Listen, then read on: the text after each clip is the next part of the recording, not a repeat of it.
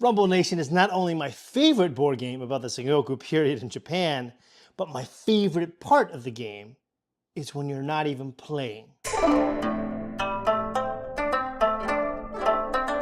Welcome to Rumble Nation. You are warlords during the Sengoku era of Japan. It's decades-long civil war that had generations fighting each other for control of Japan. Now, Rumble Nation is an old game. It came out all the way back in 2018, where it won the Tokyo Game Market 2018 Game Prize Award, meaning like the best of the market. If you're not familiar with Tokyo Game Market, suffice it to say it is the largest board game convention of independent publishers, meaning like one or a handful of people. Rumble Nation was almost immediately picked up by an even larger publisher, Hobby Japan. Now, while it did see a limited release, it did trickle into other markets like the US and Europe. But the big news today is that Rumble Nation is seeing an international English release, and I gotta tell you, this game is awesome. Welcome to Cardboard East. My name's Jay. I play board games from Asia and share what I find with all of you. Today, I'm going to teach you how to play Rumble Nation, what's new in this upcoming international English release, and my thoughts on the game.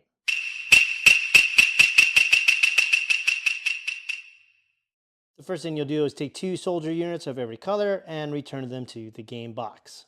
Take these castle tokens and randomly distribute them across the map, and take the half point tokens and place them next to them.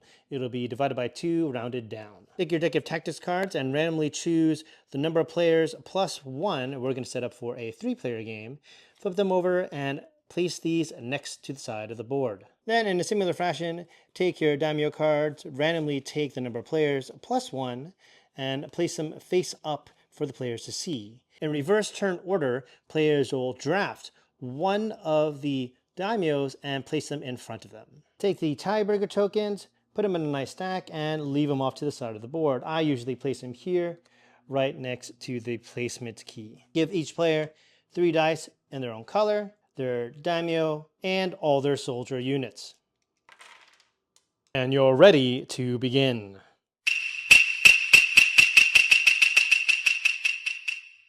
On your turn, you can take one of 3 possible actions. One action you can do on your turn, draft a tactics card. Look at the remaining tactics cards, take one, activate its ability immediately, and then place it face down in front of you.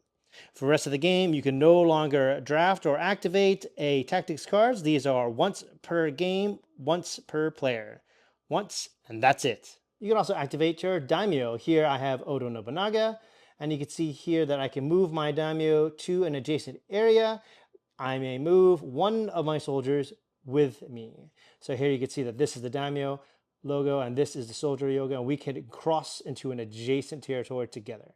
I could activate this on my turn. Third action you could do is roll your dice. Now you'll be doing this the majority of the times, and it's important to note that as soon as you roll your dice, you can no longer draft a tactics card, and you can no longer activate your daimyo ability. You have committed to the dice, and therefore rolling dice is what you will do. Now when you roll your dice, you roll them. If you don't like them, you're allowed 1 free reroll. If you do reroll, you have to roll all your dice again. You can't save 1 and roll 2, or save 2 and roll 1. Nope, you must reroll all your dice. Now before we get into talking about how the dice work, it's important to look at the map and realize that each section, each area of the map is divided by these castles, and these castles go from 2 all the way to 12. Funny enough, that's the result of 2 dice being rolled, and we'll talk about that more right now. Now, here you see I've rolled a 1, 3, and a 5. Now, I'm going to have multiple choices, 3 choices to choose from. The first thing I'm going to do is take 2 dice and separate them. These 2 will add together, and that will determine which area I will deploy units to. This will determine how many units I'll deploy to. You can see this chart that if this die is 1 or 2, I deploy 1 unit, 3, 4, 2 units, 5, 6, 3 units. So my choices are I send 3 units to area 4, or I send 2 units to area 6, or I send 1 unit to area 8. And naturally, if I wanted to, I could re-roll. So let's say I do re-roll, and now I have this again. So now I can send 3 units to area 7, I can send 2 units to area 9, or I could send 2 units to area 10. Now, I think 9 is the stronger play, so I'm going to do 2 units to area 9. Here we see area 9 right here, and I could add, well, I could add 2 regular soldier units, or I could add my daimyo and 1 regular unit as well. This is still early on in the game, so I think I'll just stick with these 2, and I'll save my daimyo placement for a later time. Play will continue like this until all your units are on the board, including your daimyo. As soon as that happens, you will take this tiebreaker token. You're going to take the tiebreaker token with the most swords. The next person to go out was red in this game, and they'll take one with the next most swords. So 3 swords, 2 swords, and finally black was the last to go out, so they have the token with the fewest swords, being 1. These are tiebreakers, so naturally yellow will win ties, followed by red, and then black will lose all ties. Well, let's see how this works out for them.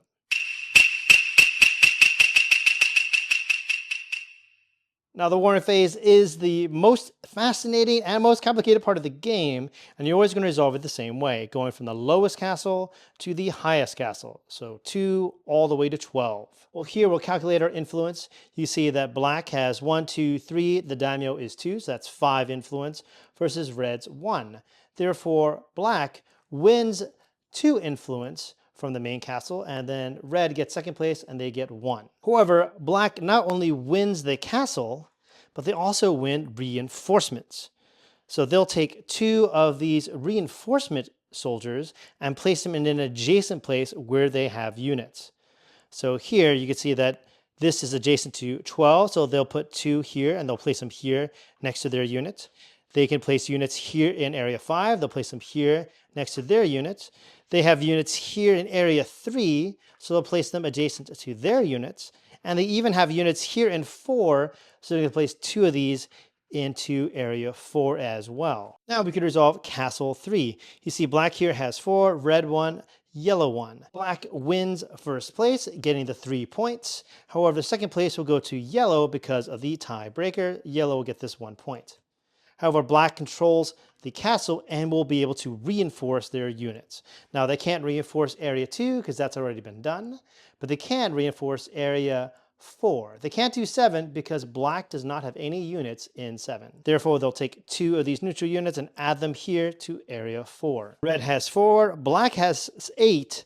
Therefore, black will win this castle once again. Now, black can reinforce from here, but they can only reinforce to 7 and 10. However, they don't have any units there. Therefore, they won't be able to reinforce into those areas. Jumping here to 5, you see black wins the castle. So black will win this.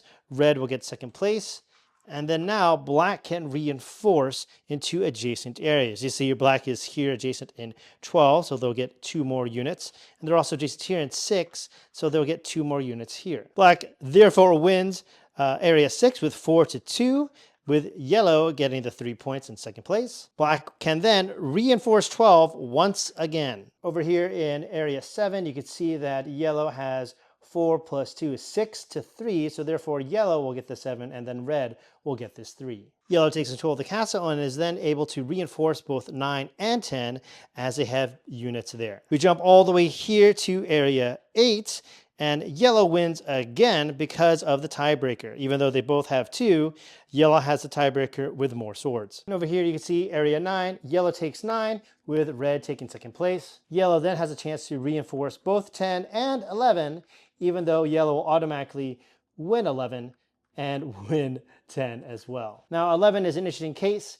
because yellow is the only player here. Yellow doesn't get both tokens.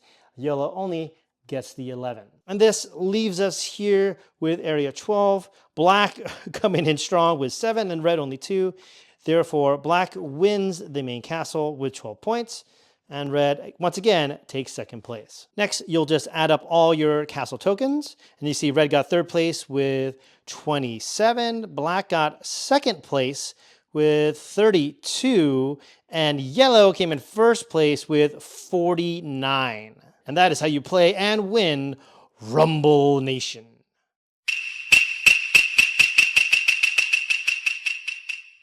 Brief history about me. I've been gaming since the 90s, probably since I was a kid playing like Risk and Mystery Mansion and a lot of board games growing up as a kid. Somewhere in the 90s, I played Magic the Gathering. In the aughts, I moved all the way to Taiwan where I lived until maybe like 2023 when I finally moved back to the States. By that time, I had acquired over 1,000 board games and I got rid of half of them. I even got rid of El Grande's big box collection. And after moving back, I was thinking to myself, do I really want to get that back? I really like El Grande. But I stopped myself and thought, Rumble Nation scratches that itch and even does a better job. And that's something I really wanted to highlight. El Grande is the grandfather of modern area control board games. And Rumble Nation has that same vein. Now, I played lots of 4X games, lots of area control games, and I often tell myself that Inish is a great game. Eclipse is a great game. TI4, Twilight Imperium 4 is also a great game. But how much fun do I have playing those versus how much fun do I have with this? Is it that much more fun? And I gotta ask myself, sometimes the answer is no. Sometimes all the extra chrome and layers doesn't add as much fun or that significant amount of fun. Now, Rumble Nation is stripped down a very simple area control game, but the best part about the game is the part of the game where you're not even playing. I'm not alone when I talk about that part of the game, because that portion of the game is what caused Jamie Stagmeyer of Stillmeyer Games to talk about Rumble Nation. And it's fascinating how that end game mechanic of reinforcements and having those reinforcements trickle down to different locations, how that informs your thoughts on and decisions on how you play the game. And it's fascinating to introduce this game to new players and see them have their aha, see the matrix moment where they realize that if I enforce here and I put my people here, I will win this. I could therefore send reinforcements to this bigger castle and win that battle because I'm being reinforced from these two smaller battles. And when you look at the map and you can see all the reinforcements move into places, you can see where the dead ends are, meaning that here's a castle. If you win, you get reinforcements so they can't go anywhere. And noticing those things forces you to replay the game. And every time I've taught this game, almost without fail, people have asked to play it again, almost immediately. Now, what is different between this and the Hobby Japan release? Well, quite a few things. One is the box shape. This one is nice and thin and not square. And that's superficial, I know. The board is significantly larger. That's number one. Number two, it has different artwork on the board as well. So you'll see a slightly different artwork there. Your cubes have been upgraded into little samurai meeples. Can I say that word? And the castle tokens have also changed shape slightly. One of the most interesting little things is that everyone gets their own set of dice. Now, the one from Hobby Japan had 3 standard white dice, and those were fine and functional, but something about the marbling on these dice just gives it that chef's kiss, and it allows you to have this fiddly factor as you're waiting for your turn. But perhaps the biggest innovation is that this includes the Daimyo expansion. Now, I do have mixed feelings on the Daimyo expansion. The original rules have players reverse drafting them at the start of the game. I play the variant where you just draft them similar to the tactics cards. And every group that I played with seems to enjoy that a little bit more. And I think the reason is because the daimyos can be very conditional, more conditional than the tactic cards. And that if you have one, you may not find its power absolutely necessary. And if you don't use it, you don't get any points whatsoever. And I think it feels a little odd and out of place. However, when you draft them from the board, then it becomes a little bit more strategic and you could see which ones are worthwhile. And when someone places their daimyo onto the board, you know that then they have the ability to use that daimyo power and you're looking at which ones are going to trigger. And that to me makes the game a little bit more tense and far more strategic. Now, do I like the daimyos overall? Yes, absolutely. I would never play a game without them because they just add that extra layer to the game. Not to mention that the daimyo meeple just towers over all the other samurai, and it just aesthetically looks fantastic on the board. I really, really like how you have that El Grande, or that big cowboy, similar to El Grande, where you just have that one piece that's just worth one more point, and it can really make a big difference in this game. Now, one of the key strategies in this game is to go out early to get the tiebreaker. Now, you may be thinking to yourself, big whoop, it's a tiebreaker, but I have never seen a game where the tiebreaker wasn't used, meaning that it can be extremely close in this game, and having a tiebreaker, or even a better tiebreaker than being last, can sometimes win you the game. And by having a daimyo that's worth one more influence in a region can be the difference between winning and losing. I will say that the other negatives that I have to say about the daimyo cards is that, well, the font on the daimyo cards and the tactics cards is kind of hard to read in English. But the good news is that the tactics cards, the iconography, the symbology on the top, like 2/3 of the card, is super, super clear. You can see from afar and know exactly what it does. And the ones for the daimyo, the little icon in the bottom left-hand corner, can sometimes be clear or less clear. But to be honest, that alone is probably my only disagreements with the game. I don't like drafting daimyo at the beginning of the game. I like doing it during the game. I don't like the font that they use on the tactics cards. And I think that's it. Everything else about this game screams perfection. Now, if you do have the original Hobby Japan version, you will know that one of the tactics cards has been changed slightly. Instead of, I believe, retreating to 3 troops, it's just 2, and maybe that's a little bit better balanced. Who's to say? I'm not entirely sure myself. But if you're looking for that gem from Japan, Rumble Nation is one that I strongly recommend. 10 out of 10. It's never leaving my collection. Well, let's just burn through why I think this game is a 10 out of 10. Theme is fantastic. I definitely feel like I'm playing the Sengoku period. It has that old school Risk kind of feel to the game. Everything with the artwork and the meeples really help draw you into the game. I love how the meeples all have the little hats. I love how the daimyos just tower over all the other meeples and really stand out on the board. I love the artwork for the daimyo cards, and I love how the tactics cards are super clean and clear. I love that the daimyo are all historic warlords from ancient Japan, although I do think it is a little weird that they don't have Tokugawa Ieyasu, the dude who actually won. But most importantly, I love the ease of play. You only really have 3 choices in the game. You're either activating your daimyo, activating a tactics card, or rolling dice. Even the rolling dice is super, super approachable. I roll my dice, or I re-roll again, and then I'm adding to, and then deploying units. Now, what's really fascinating is that the 12, the highest scoring one, is the hardest one to reinforce, and 2 is also hard, but 7, 6, and 8 are constantly usually battled over, and I just find that aspect so fascinating. But because of the map layout, 7, 8 could not be as important, maybe as 2, or even sometimes 12 could be in that little island all by itself and making it really difficult to get to. So I love how the basic mechanic of map construction and map variability really improves the replayability of this game. Also, the tactics cards, there are lots of those, so every time you play, there'll be a different set out there.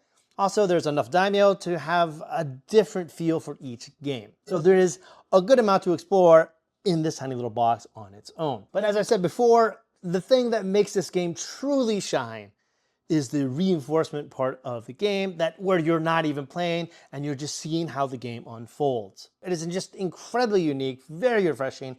I've never seen a game do that. And I love how that simple mechanic just informs all of your decisions throughout the course of the game. Rumble Nation has been really sought after. People constantly have been asking me since 2018, Jay, how do I get a copy? Jay, how do I get a copy? And now an English international release is coming soon. And I couldn't be more thrilled to see this on more tables. Thank you so much for watching. Once again, my name's Jay. I play board games from Asia and share what I find with all of you. If you enjoyed this video, please like and subscribe this channel. And if you really want to help the channel grow, please consider joining my Patreon, where you'll have access to exclusive content where I talk about even more games every single week. I'll put a link up here to a video that I think you'll enjoy. See you there.